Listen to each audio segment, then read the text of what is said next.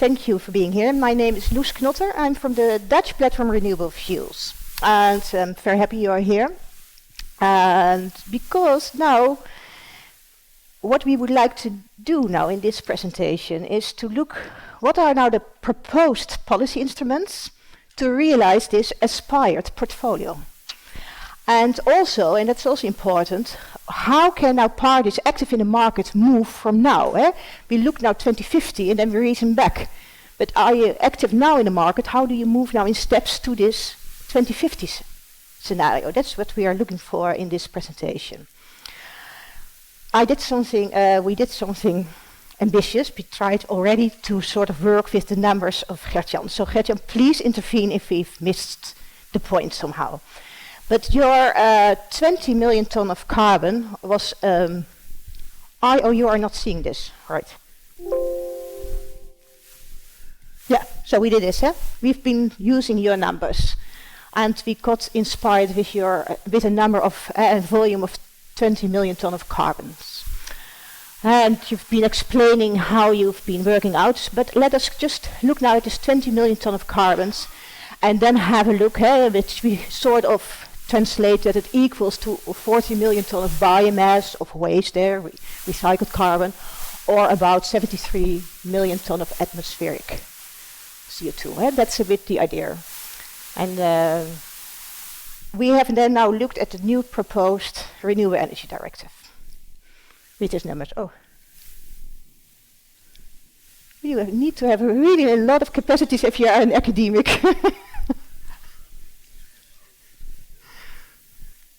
What is the point that I need to? Ja, en waar gaat die heen? Here we go.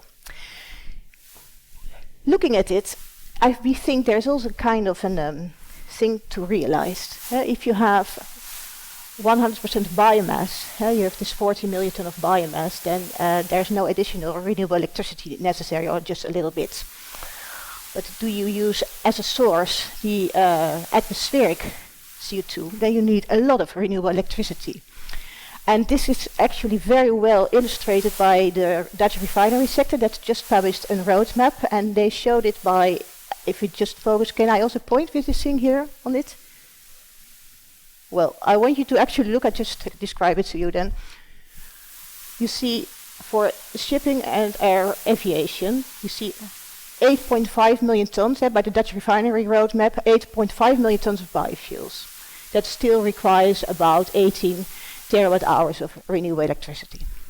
And they say, well, we might need about 5.1 million ton of e-fuels, requiring 110 terawatt hours of renewable electricity.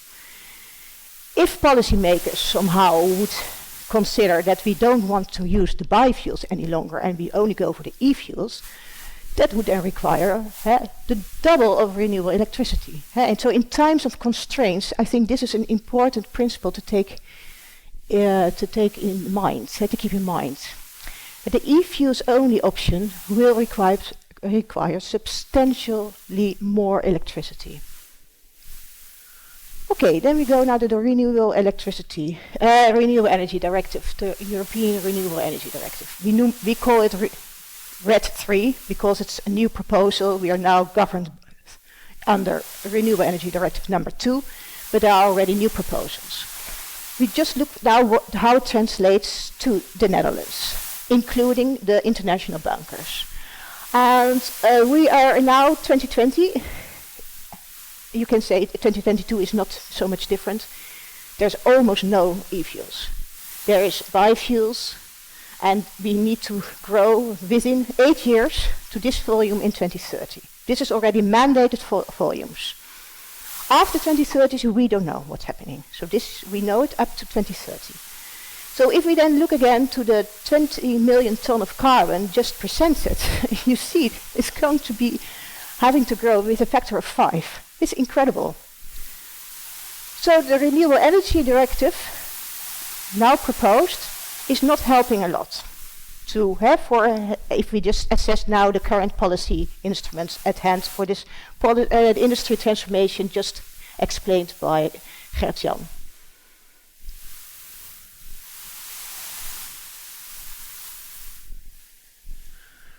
Okay, new one. There's a new proposal to include roads and buildings in an emission trading system, a separate one from the general one. And we think this might be an interesting thing to keep into mind. You see in green, this mandated, on top you see still the volume, the energy volume for transport growing. And in green you see the mandated renewable energy for fuels mandated by the Renewable Energy Directive. And you see it suddenly going, gradually going down totally, because we do believe that with the electrification we will be more efficient, and there's more renewable electricity coming in. So that's the outlook towards 2050. But do we check 2030? We mind the gap. We believe that if you think in a pro rata between buildings and transport, and you look at the proposed reduction path by the European Commission, there might be more energy demand than renewable fuels mandated. So there might be more volumes already needed on the market to keep driving. The other option is not driving any longer. Right? There is also another option, but if we don't do anything on that side, we might need considerable more renewable fuels than now projected. So, ETS is an interesting one to follow. If we then look at the longer term, with this pro rata, that we do a pro rata buildings and transport, ETS, it's going really steeply down, and we do believe that before electric mobility can catch up, we might need still increase of renewable fuels up to 2040, somewhere between 2040 and 2045. So if you want to spend now investing in renewable fuel acceleration, this is the time, and we think, looking at the ETS, considering the path electric mobility still has to take, that we see still a peak renewable fuels in this period. So, an interesting one. But another interesting one appeared in an analysis we carried out as a platform. We have been looking at total cost of ownership of a number of renewable fuel options for a 40,000 ton truck on a period of 7 years. We looked at all the, this is not all the options, but I've taken here some that are now on the market, just for the idea, and also not on the market, but just to get an idea of the options. And we have looked at the impact of the new proposed energy tax directive and the implication this can have for the renewable fuels compared to the fossil fuels. Now, my pointer doesn't work much, but maybe you can have a look with me at the fossil diesel. So you have bio, DME, HPO, that is hydrotreated pyrolysis oil, FAME, biomethanol, ED95 based on ethanol. You've got HVO and biomethane in a combination, bio-CNG, hydrotreated vegetable oil, and then you've got fossil diesel. So we feel that if implied, following the proposal of the European Commission, that this number of alternative renewable fuels could get already, compared to fossil diesel, a better position. And this is very interesting, because then we create a pool in the market, not just a push through the mandates. So the ETD could be very, very interesting, provided member states translate this and use these instruments to position the renewable fuels favorably. That's a very important condition. So this is the ETD, a potential game changer if done wisely.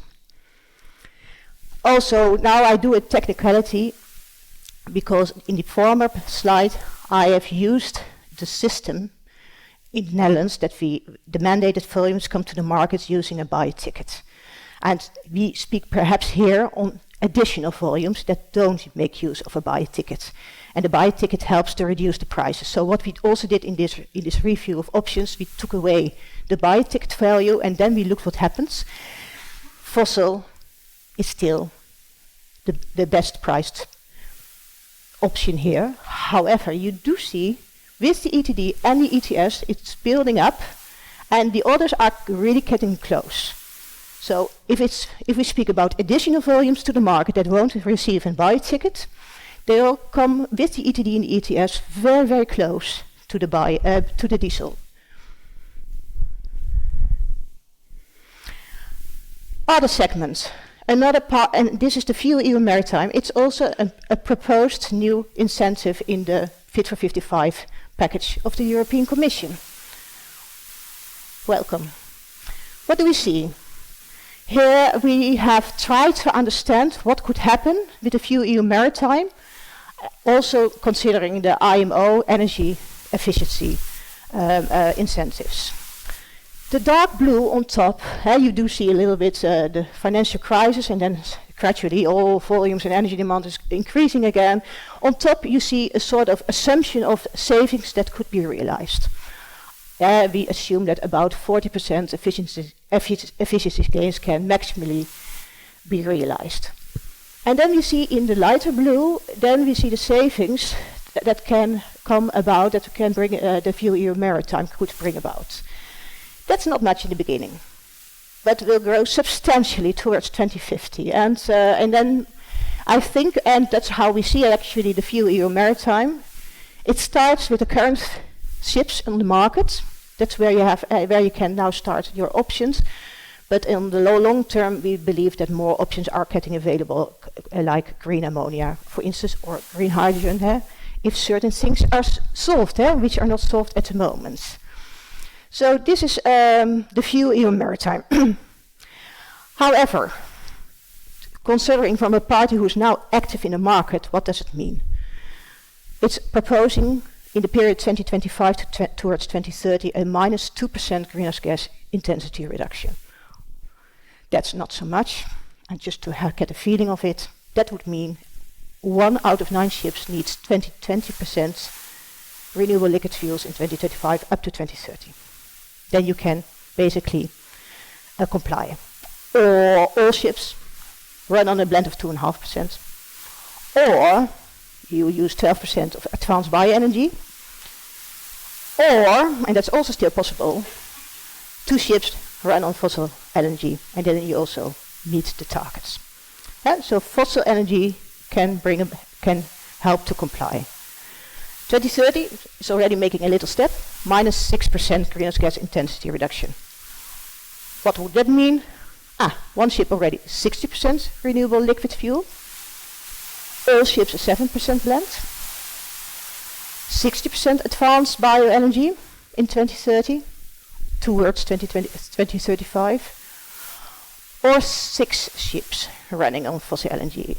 And when we have done the numbers, we think that after 2035, when the percentage is raising more, then you can't meet the target with energy any longer. So then you will have to have renewable volumes in the market to comply. And well, this is a little bit of technicality. You can find it in the slide pack when we send these out. That is the penalization of fossil fuels is really increasing, also over time. So when you're starting now in the market, it's little volumes, but it's increasing rapidly. So it's a very interesting way of taking into mind for your investments in renewable fuels. Here we also have in the energy pact, I'm not going completely over it, but do understand that if you're now active in the maritime sector, you will have to deal with quite a number of new proposed legislation. We've just come through the FuelEU Maritime. Obligated party is the ship owner. We've got also ETS, also the obligated party, the ship owner.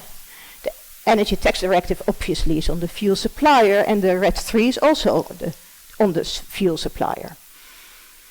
The scope is also different through with the different the incentives proposed. The goals are different, and I wanted just to take a note by the 2030 number for the ETS. Shipping is placed in the general ETS, and the general ETS is proposing already a minus 61% of greenhouse gas intensity reduction by 2030. How that works out, we don't know yet exactly. We need to do the numbers. But so you see, you might that the FuelEU Maritime is again not the one to take in focus. You also have to keep an eye on the ETS here. Well, and then you see some cost of non-compliance. That's always good for making your business case, etc. these different legislations do create complexity and also risk for unintended undercompliance. So this is really important also to see, because if you look, for instance, at the fossil LNG accepted by FuelEU Maritime, it cannot play a role under the ETS, but not in the Renewable Energy Directive targets. So food and feed crop-based biofuels are not allowed or are disincentivized in such a way, let me say it correctly, in the FuelEU Maritime, but can, up to the limit, be used for meeting ETS targets. Red target, ETS is following Renewable Energy Directive. So that's the difference. The Annex 9A, there's not so much difference, but do also see electricity.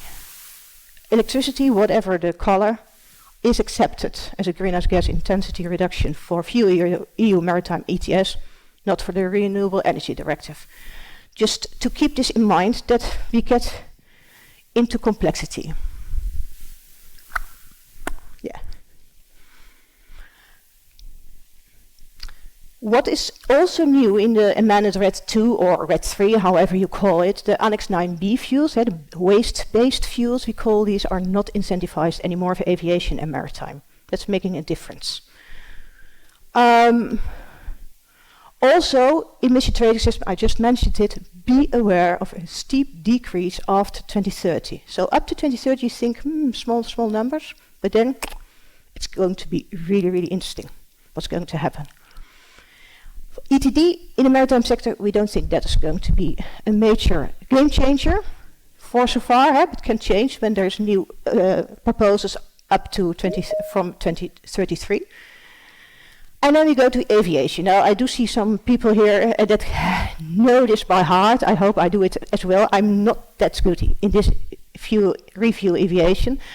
But what's important to know, the European Commission sort of wants to start with a 2% target on sustainable aviation fuel in 2025.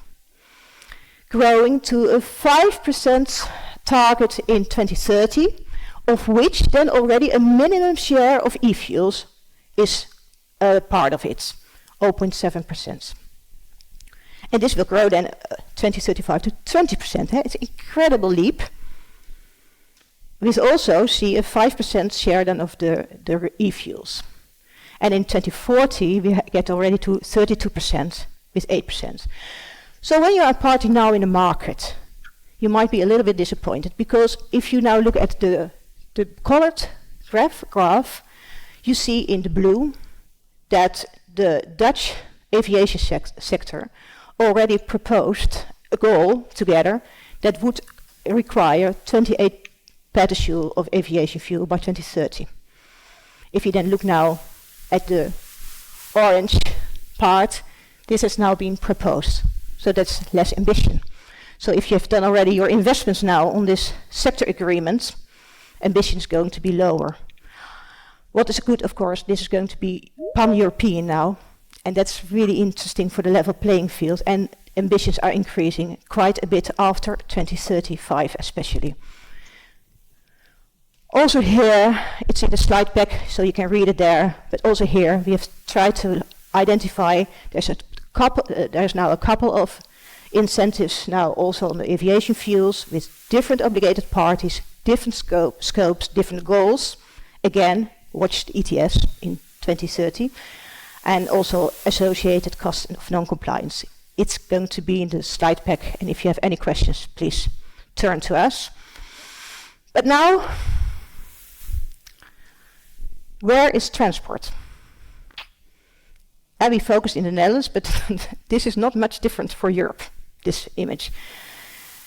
We've taken the PBL, that's the, I don't know what's the international name of PBL, the International Environmental Assessment Agency. It was doing an independent assessment of where we are now in CO2 emissions and where policies are heading to. Now identify the bright green line, that's mobility. It's having still the highest CO2 emissions compared to 1990. And also see what is now all the policies heading at for 2030. Yeah, that's still a very, very high emission share of all the national sectors.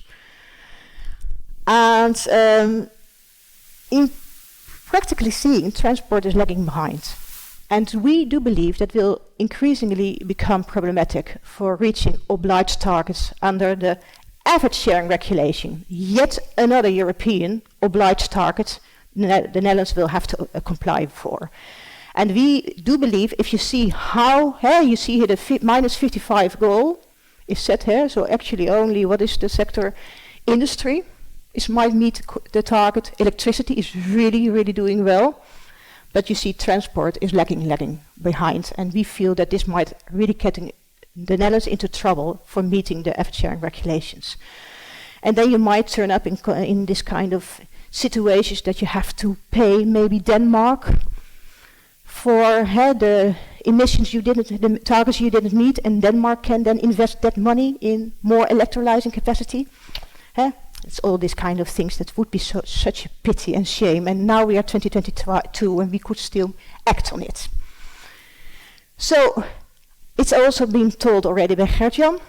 It's not just a Dutch story. Transport is the largest energy consumption sector in Europe and dominated by fossil.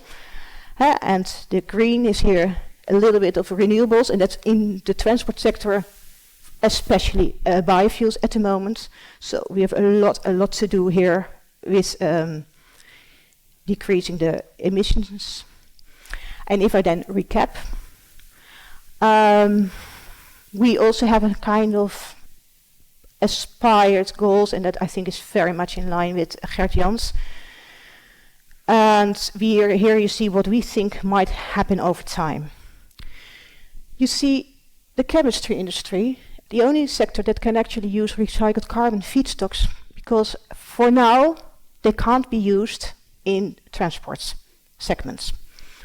So if you want to make a nice synergy, this is a point to address, we feel, that you could actually use it in both ways and then create the synergy. We also see that actually to meet climate targets, we will have to increase the renewable fuels in the coming years.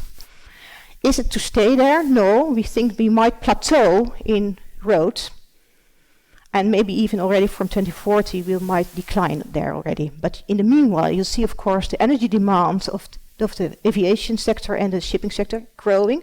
So it's actually fuels you make available through the use of road, and that can then later on be available for these other heavy-duty sectors. And obviously also chemistry sectors coming up. So if you think in this way, that you start investing now for road to decarbonize, to meet targets, and then you basically you shift these volumes to the other segments. And then I thought I did a sort kind of an assessment. So here's then my recap on basis of the assessment of the new proposed instruments, European instruments. The push instruments, the mandates that push the renewable fuels to the market are not that ambitious, to be honest. Minus 30% in 2030 in this time of a climate crisis is really a very low ambition. Fuel EU Maritime, 2% up to 2030 is not a very big ambition. C2 standards, I mean, the Netherlands would like to have all sales of passenger vehicles electric by 2030. Yes, but it's still going to be, Europe is still going for 2035. So this is my very last, thank you for moderating. Martin, where are you? This is my very last remark, because in the end, you would like to end positively. I think there is a very smart way of the European Commission to introduce the emission trading system with a very ambitious pathway, a reduction pathway, and also the Energy Tax Directive can be a possible game changer for shifting from the fossils to the renewables.